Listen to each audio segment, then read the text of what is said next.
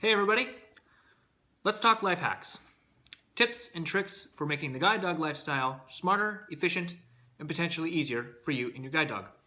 If you haven't seen Guide Dog Life Hacks Part 1, link in the description below. Let's get started. So the first life hack we're going to talk about is modifying your dog's tether so that you can clip it to larger objects.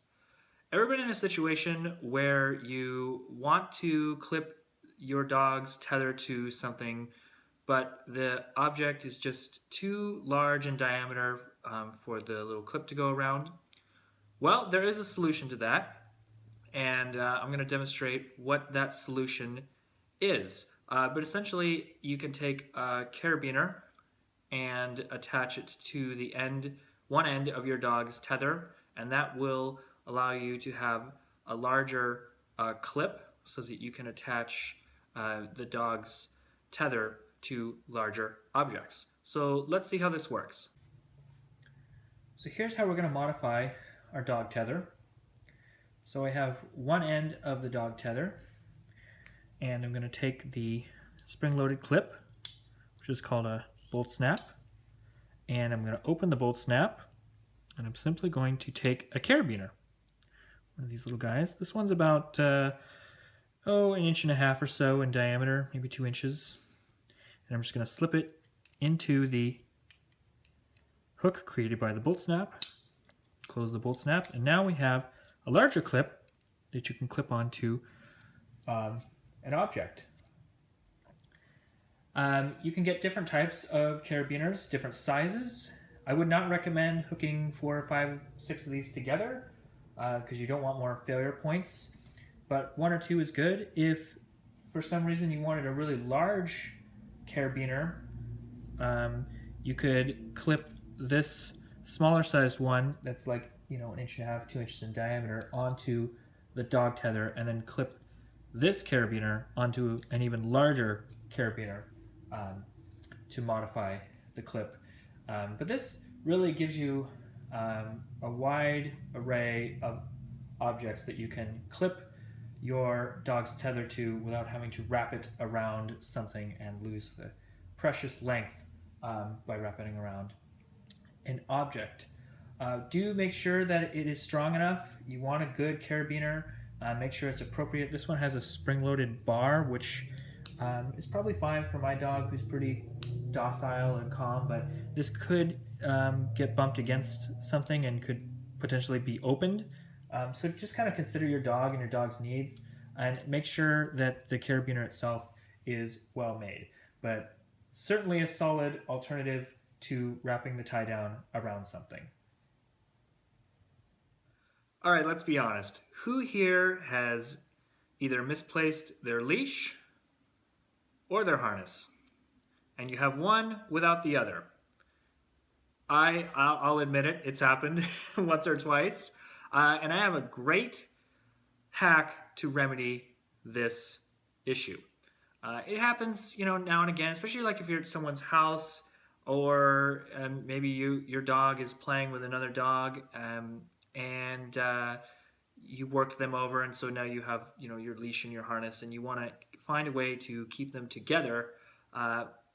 What you can do is clip the leash to the harness, and I will demonstrate how to do this. But this is great for any time where your dog isn't using either the leash or the harness, and you want to make sure that the leash and harness stay together. So whether you're at a friend's house and your dogs are playing, or even at your own house if you want to just keep them together, hotel, traveling somewhere, maybe you're at the beach.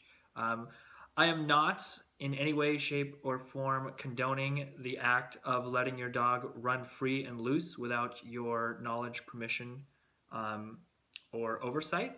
But if you are in a controlled environment where your dog is loose and you want to keep your leash and harness together, I am going to show you how to do that. Here is my dog's leash and harness, and we are simply going to take the clip that would normally attach the leash to the collar and clip it at the base of the harness handle. and I like to wrap it around so that the leash doesn't get caught on anything. And this will work with pretty much any harness handle out there. Many of them have a mechanical linkage that connects the harness handle to the harness body.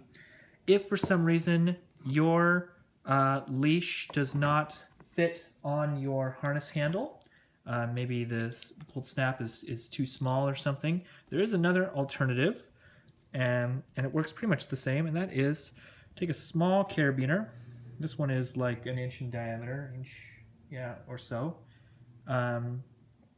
and simply just clip it anywhere on the handle that you like, and then take your leash and clip it to the carabiner, and simply wrap the leash around the handle just like before, and problem solved. Now you have a handy way of keeping your dog's harness and leash together at all times.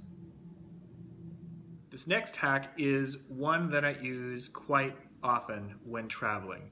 So typically when I travel with Forli, I pack her food in a Ziploc bag. And these are great. They're pretty durable. They're easy to get a hold of. They're inexpensive. And they work well for what I need. But every now and again, the Ziploc bag will break open. Either just the zip top will get a little, become unseated and some food will spill out. Or worst case scenario, the bag gets a hole in it and 10 days worth of food goes all over the bottom of your suitcase. Yes, it's happened. No, it's not fun. So there is a way to remedy this. You're simply going to double bag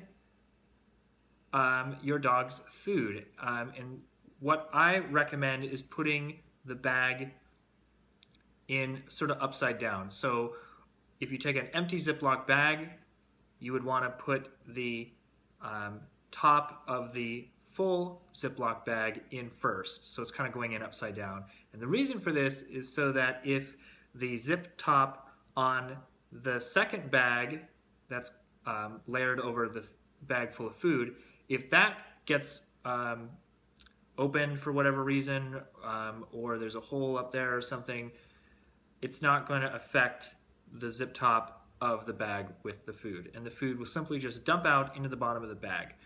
So let me demonstrate this. Okay, so here's a Ziploc bag full of my dog's food. And to make this double safe while traveling, I'm simply going to take an empty Ziploc bag and open it. And we're going to place the full bag inside the empty one, top in first. So that's the Ziploc side goes in first. So the Ziploc part will be on the bottom portion of the empty bag. And simply just slip the empty bag over the top of the full bag, and with a little coaxing, you can just slide it in like so. And obviously you want to make sure that your dog bag full of food is closed up before you do this, otherwise it'll end up inside the empty bag. And then you simply just seal up the empty bag.